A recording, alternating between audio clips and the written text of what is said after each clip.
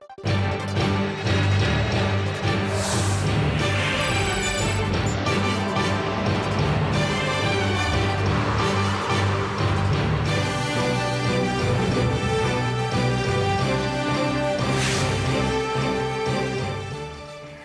and welcome to this edition of ARIRANG News, live from Seoul. I'm Lee Ji-yoon. Beefing up safety measures topped the agenda at a meeting over at the presidential office today. Among the 8 government bodies at the meeting, and the spotlight was the new safety minister, who promised to make a safer society for the people. Our Choi You-sun starts us off. The head of the new safety ministry, established in the aftermath of last year's deadly ferry accident, has vowed to ensure a fast response to major crises in the nation. A special rescue team will be formed to reach an accident or disaster site anywhere in the country within 30 minutes on land and an hour by sea. A lax response to the sinking of the Sewol-ho ferry last April was largely blamed for the deaths of more than 300 passengers. Safety Minister Park In-young said he will bolster the ministry's fire service and Coast Guard rescue operations and hold more public servants accountable for laxity. Inspections of public facilities will be carried out annually, and safety education will be offered to all Koreans, from toddlers to the elderly. The safety minister also talked about turning a problem into an opportunity by expanding the use of information and communications technology in safety management and creating jobs in new areas such as safety consulting and monitoring. Saying that government reform is the very beginning of all reforms, the administration minister said he will integrate overlapping public projects and services to more efficiently cater to the needs of the public. Public servants will be encouraged to initiate and innovate through incentives, and those involved in corruption will face dire consequences. We plan to expand bonuses for good performance for the salaried positions. It's a step towards implementing a performance-based system in public service.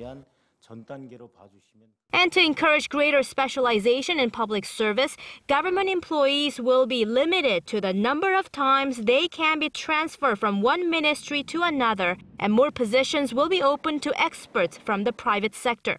Choi You-sun, ARIRANG News. And the country's law enforcement officials also took part in that meeting. There, they said they will do all they can to root out social crimes, especially in the wake of some horrifying cases of child abuse we've seen in the past few weeks. Here's our Park Ji-won with this report. Korea's Ministry of Justice has stressed that a firm legal foundation has to underpin the government's plans for structural reform. Laying of his ministry's plans for 2015 to President Park Geun-hye on Wednesday, Justice Minister Hwang Kyo-wan focused on ways to re-establish law and order, build a law-abiding society, and eradicate deep-rooted crimes. The ministry says the protection of Korea's constitutional values are at the core of attempts to maintain and strengthen law and order. It says pro-North Korean campaigns and illegal protests will be subject to stricter crackdowns. The Justice Ministry will also strengthen legal education for young people and ordinary citizens in conjunction with the Education Ministry to foster a more law-abiding society. The ministry will also focus on crime prevention. A top priority is tackling child abuse, a reflection of the public's fury over recent child abuse cases. The government plans to inspect every daycare center and build a stronger network with the police to swiftly respond to abuse cases. Sex crimes, as well as domestic and school violence, and crimes related to the unsanitary management of food are other areas the ministry has vowed to stamp out. The government also aims to increase support for the victims of crime. The government is also going to strengthen its pro bono legal services in a joint effort with Korea Legal Aid Corporation. The Anti-Corruption and Civil Rights Commission of Korea stresses that rooting out corruption and raising the level of social trust is key to achieving the government's lofty goals. It vowed a swift passage of comprehensive anti-corruption bill that's currently pending at the National Assembly. Park Ji-won, ARIRANG News. Is North Korea taking a bolder approach? It's suggesting the two Koreas should talk to improve inter-Korean relations. However, it still stood firm on its demand that South Korea first improve the atmosphere for dialogue. North Korea's state media reported Wednesday that during its joint conference, its government and party officials agreed that the North is ready to discuss any inter-Korean issues with the South. It also reported that North Korea feels the need to overcome obstacles standing in the way of better inter-Korean relations, as this year marks the 70th anniversary of Korea's liberation. Meanwhile, South Korea's Unification Ministry officials have said that if Pyongyang really wants a fresh start, it should first accept Seoul's offer for high-level talks. He talked about taxes, terror, and diplomacy. During his much-awaited State of the Union address on Tuesday, U.S. President Barack Obama laid out his plans to help working Americans and to protect the country from terrorist attacks. With more, here's our Son Jung-in. U.S. President Barack Obama used his annual State of the Union address to turn the page from an era of terror and recession to one of expanding economic opportunity.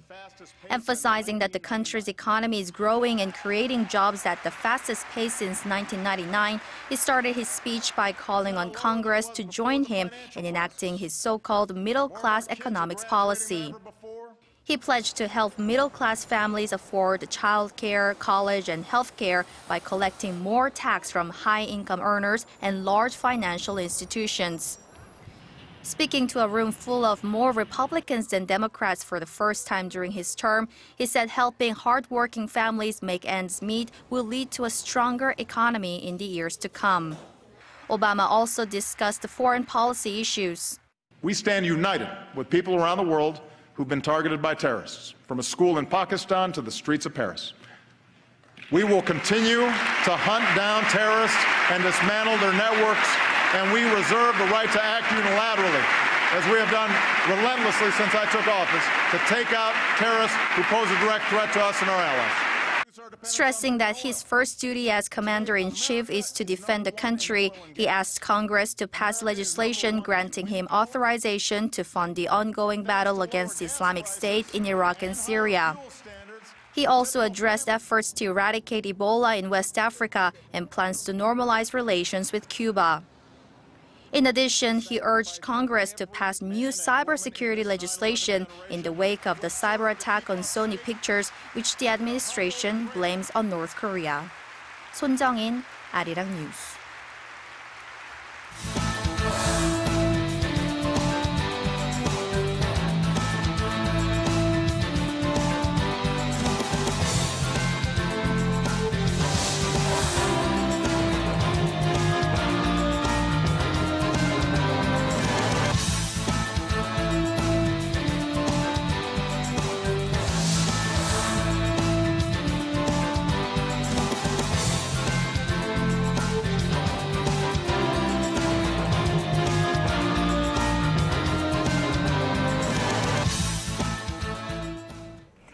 The Korean government plans to continue to implement structural reforms to boost the country's growth momentum.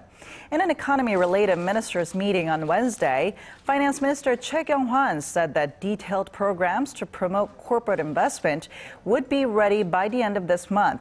He also said the government will lay out plans for a second phase of financial sector reforms by the first half of this year that will facilitate money flowing into businesses. In a separate meeting later in the day, the minister said businesses should take an active role in carrying out the reforms instead of just leaning on government support. Korean companies are less prone to the effects of foreign exchange rate fluctuations than before. A report by the Korea Institute for Industrial Economics and Trade says that Korean companies saw their operating profit drop by 0.05 percentage points in the period from 2000 and 2011, after a 1% fluctuation in exchange rates. But in the 5 years from 2006 to 2011, companies saw their profits drop by 0.03 percentage points with the same exchange rate fluctuation. The report says the improvement is partly because companies have a broadened mix of export items that are less sensitive to exchange rate fluctuations. Every year, heads of states and elites get together in the small alpine city of Davos in Switzerland for the World Economic Forum. This annual forum kicks off on Wednesday, and this year's focus is on tackling global economic challenges. Our Song Ji-sun tells us more. This year's World Economic Forum annual meeting is being held against a backdrop of multiple challenges to the global economy. Financial uncertainties, regional conflicts, and the uneven global economic recovery will be weighing on the minds of those flying into Davos.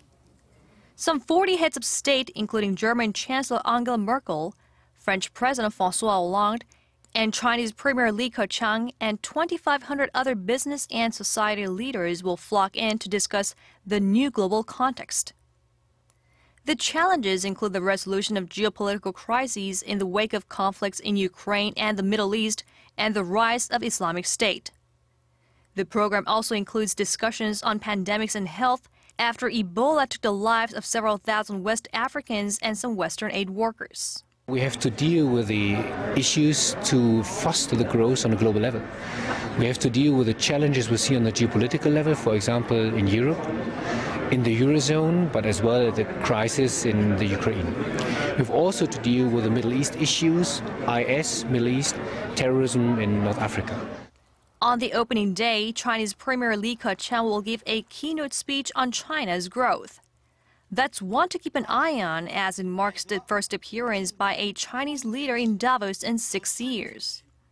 IMF Chief Christine Lagarde and other economists will discuss the results of quantitative easing on the second day, and on the last day of the forum, look out for the forum's global economic outlook and 2015 agenda. South Korea's Foreign Minister Yoon Byung-se will give a speech on Seoul's unification policy, titled Unified Korea, Infinite Possibilities, on Thursday's Korea Night. Yoon will lay out Seoul's vision for unification, as this year marks the 70th anniversary of Inter-Korean division. Song Ji-sun, ARIRANG News. Well, gold sales are up. More Koreans were snapping up gold last year, with gold sales almost doubling from the previous year. This was largely helped by increased sales of smaller gold bars. The Korea Gold Exchange says the volume of gold bar sales came to just over 1,380 kilograms last year. But what's interesting is that 70% of that total was in smaller sized bars, weighing less than 50 grams. Meanwhile, sales of 1 kilogram bars were down. An official from the exchange says middle-class Koreans are snapping up small gold bars because they're considered a safer investment options than stocks or real estate. Gold prices have nearly tripled over the past decade. 1 ounce or 28 grams of gold was trading at just under $1,300 on Tuesday.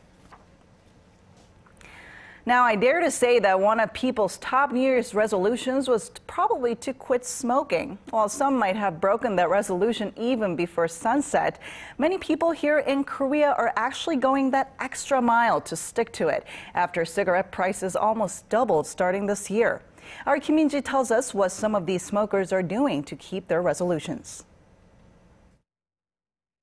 With prices up and fewer places to light up, many smokers in Korea have made resolutions to quit smoking this year, or cut down at least.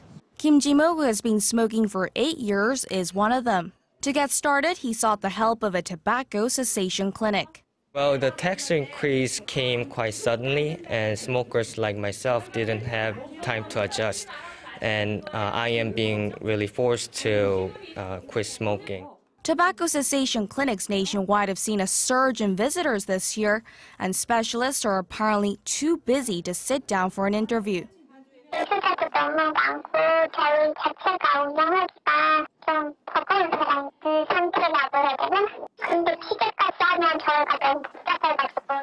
Health Ministry data shows that more than 100,000 people registered for smoking cessation programs as of last week, up 4 times from a year ago.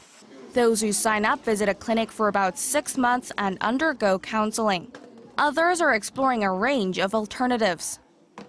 The market for products that help smokers kick the habit, such as this nicotine-free inhaler or chewing gum, is expected to get a boost from cigarette price hike this year. Sales of e-cigarettes, for one, have been booming since the start of the year. I've seen sales jump about 3 to 4 times. Sometimes I get so many phone inquiries that I can't attend to the customers that visit. E-cigarettes have become popular for both the variety of flavors and as a way to cut down or quit gradually. Before turning to e-cigarettes, I smoked for about 20 years. I changed because it's cheaper in the long run, and there is no smell, so I can freely interact with others. Other smoking cessation products, such as patches and inhalers, also saw a sharp increase in sales during the first 2 weeks of January from a year ago. The first month of the year is normally a time when sales of such products jump, but with the higher prices here to stay for good, the market is likely to get bigger. Whether the craze will lead to an overall decrease in the smoking rate, which the government hopes to see decline to 35% from the current 42%, is something only time will tell. Kim Min-ji, ARIRANG News. For the elderly, Korea can be an unforgiving place to live. A new research shows 1 in 2 senior citizens are barely able to make the ends meet. A report by the Korea Institute for Health and Social Affairs shows the nation's elderly poverty rate stood at an eye-watering 48% in 2013. This is 3.5 times higher than Korea's overall poverty rate, which stood at around 14%.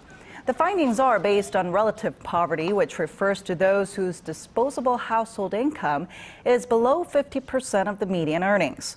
By demographic group, one-person households were second on the list, followed by households with female heads and one-parent households. The agency is calling for targeted policies for each group in order to reduce the poverty rate. Over the last 2 days, we've been taking a look at how the government has been supporting startups here in Korea. But today, in our third installment of our 5-part series on startups, we're going to take a look at the obstacles that startups face due to lack of large-scale private funding. Our Hwang Jie has this report.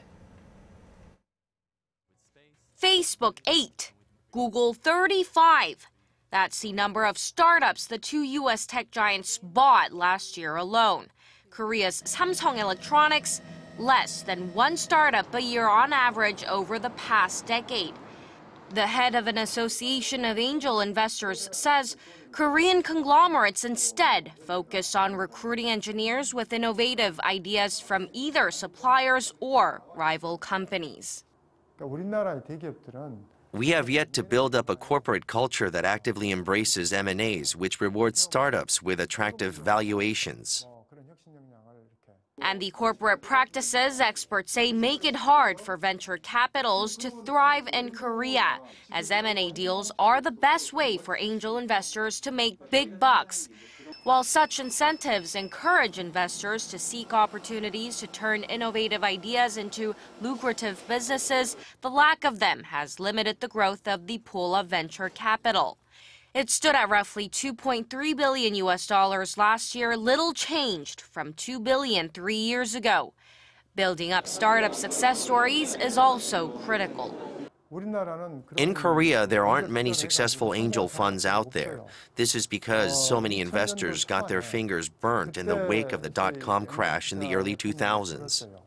To achieve the government's goal of making startups Korea's next growth engine, experts say educational reform is vital. Many critics say the Korean educational system's emphasis on rote memory and discipline stifles creativity and entrepreneurial spirit. Hwang Ji-hye, ARIRANG News.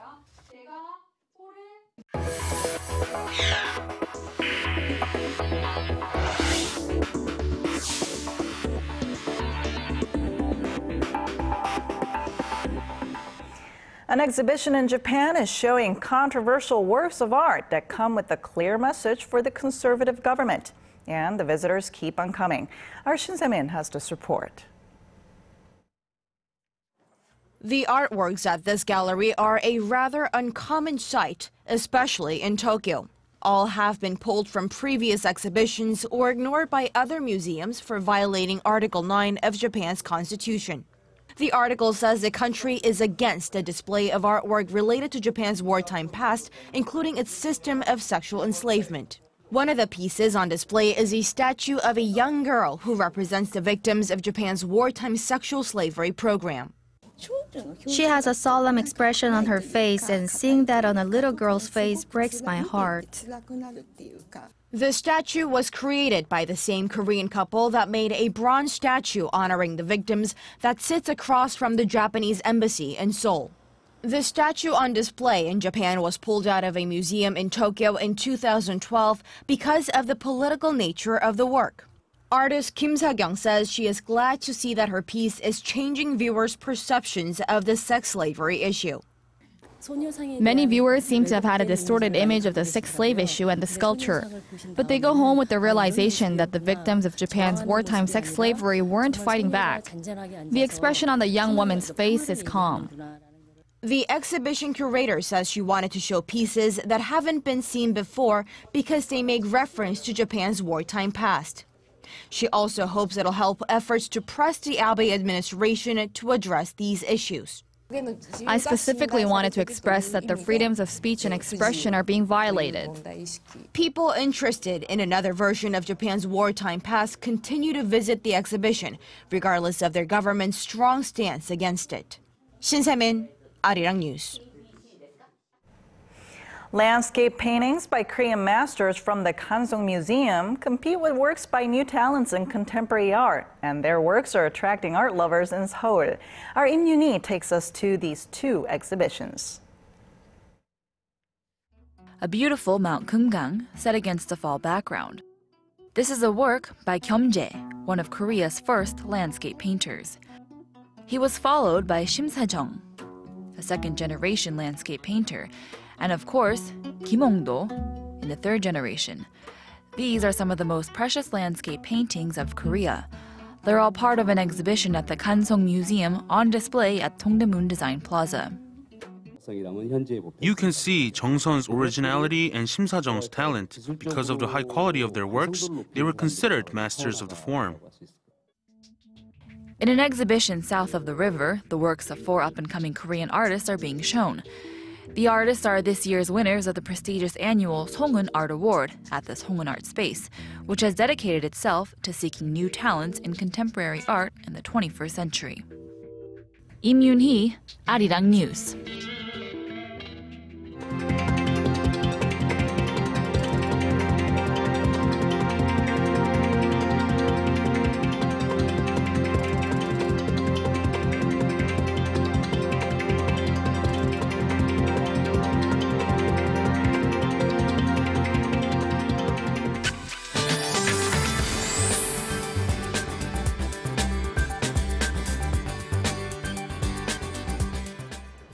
Welcome back. I'm Michelle Park here with the latest weather forecast. You probably felt much more comfortable on your way on this morning than yesterday, with a temperature increase of about 5 degrees, and this afternoon is also expected to be milder than yesterday, with spring-like temperatures way above the seasonal average.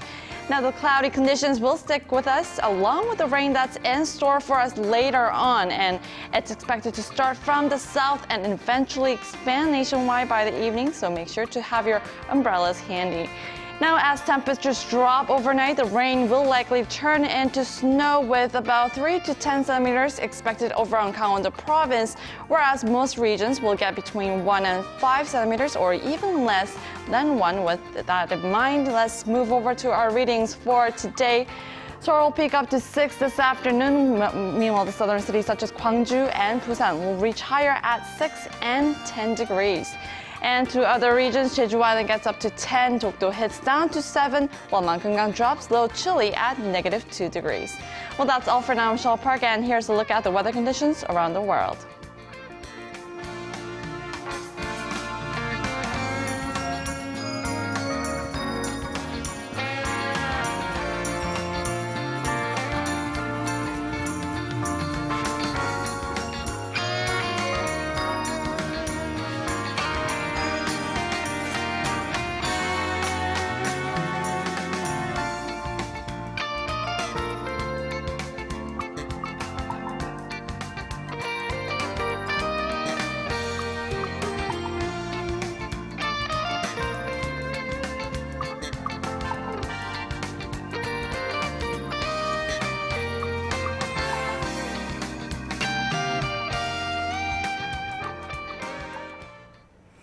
All right, please go out and enjoy that warmer weather for those of you here in Korea. But don't forget to check back on our next newscast at 6 p.m. Korea time. Thanks for watching.